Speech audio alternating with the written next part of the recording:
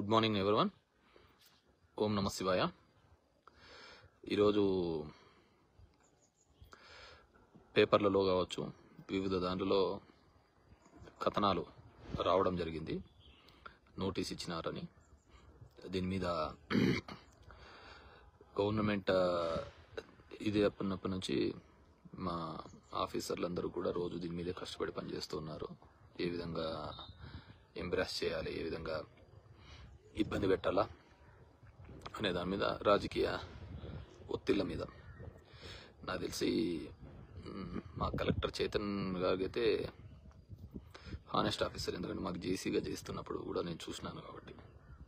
But ఏమైందో కానీ ఆయన కూడా బాగా విపరీతమైన ప్రెజర్స్, మామూలుగా ఏం చేసేకైతే ఆయన పొలిటికల్ ప్రెజర్స్కి ఆయన ఏం చేస్తాడు కానీ దాని గురించి బ్రీఫ్గా, ఇరిగేషన్ వాళ్ళు నిన్న ఒక నోటీస్ ఇచ్చారని, దాని ముందర రెవెన్యూ వాళ్ళు ఒక నోటీస్ ఇచ్చారని చూడడం జరిగింది. కానీ దానికి ఏమంటే 908, 909, 904, 905 ఈ ల్యాండ్స్లలో మా భూములు ఉన్నాయనేది, మా బ్రదర్ వాళ్ళ పేరు మీద భూములు ఉన్నాయనేది ఎస్ డెఫినెట్గా ఉన్నాయి. ఇరిగేషన్కి సంబంధించిన భూములు కేవలం 661 అనే సర్వే నెంబరే తప్ప ఈ సర్వే నెంబర్లు ఇరిగేషన్ ట్యాంక్ కిందికి రావు. అది కంప్లీట్ రికార్డ్స్లలో కూడా చూసినా కానీ చూడడం జరుగుతుంది. సో అది ఇరిగేషన్ కిందికి రాదు.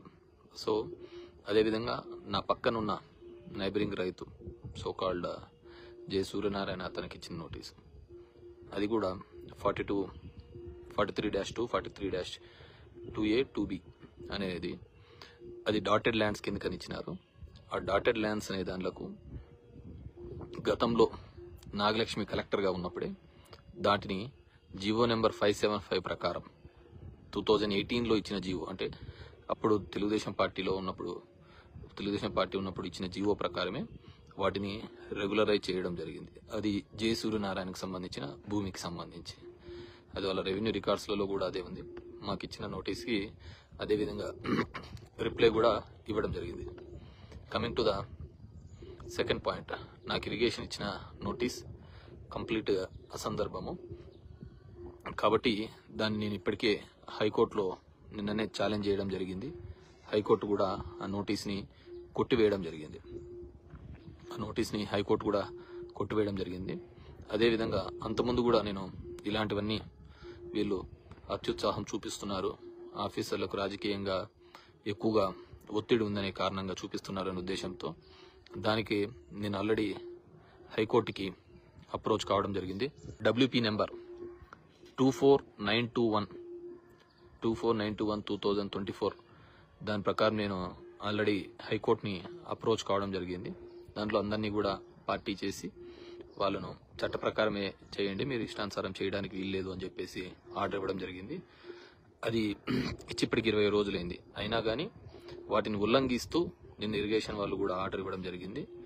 వాటి మీద కూడా WP నెంబర్ 25467 2024 మళ్ళీ కూడా ఇరిగేషన్ వాళ్ళు ఇచ్చిన దాని ప్రకారం ఈ WP నెంబర్ ప్రకారము కొట్టివేయడం కూడా జరిగింది.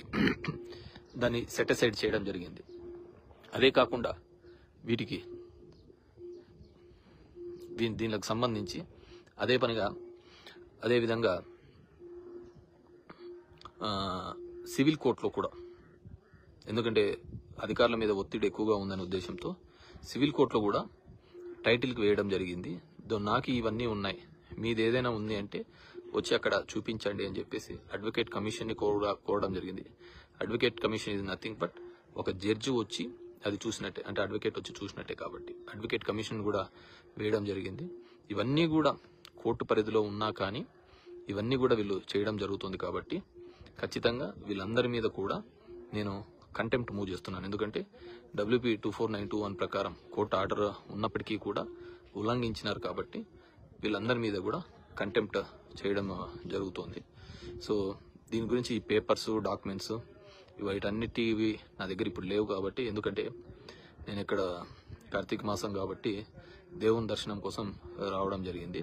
సో ఒకసారి నేను తిరిగి వచ్చిన తర్వాత మళ్ళీ ఫర్దర్గా అది కోర్టు పరిధిలో ఉన్న వరకు ఉంది కాబట్టి ఎంతవరకు మాట్లాడచ్చు, ఏ విధంగా అని చెప్పేసి కంప్లీట్గా డాక్యుమెంట్స్తో మీ ముందరికి వస్తాను. సో చేసే ప్రక్రియ అదంతా కూడా ప్రజలకు ఇచ్చిన దానిలకు వీటినన్నిటినీ కూడా గాలికి వదిలేసి కేవలం మీడియా అటెన్షన్ కోసం, నా రిప్యుటేషన్ని స్పాయిల్ చేయడం కోసం ఇవి చేస్తున్న పద్ధతిగా కనపడుతుంది. So there is no doubt, ఎవరైతే ఈ క్రమంలో ఇవన్నీ చేస్తున్నారో, ఇలాంటివన్నీ చేస్తున్నారో ఎక్కడికి పోదు. పగలు ఎలా ఉంటుందో రాత్రి అలాగే ఉంటుంది. డెఫినెట్గా ద డే విల్ కమ్. ఎవరెవరైతే దీనిలో చేసినారో వాళ్ళందరి మీద కూడా ఖచ్చితంగా యాక్షన్స్ చట్ట ప్రకారం తీసుకోబడతాయి. Thank you very much.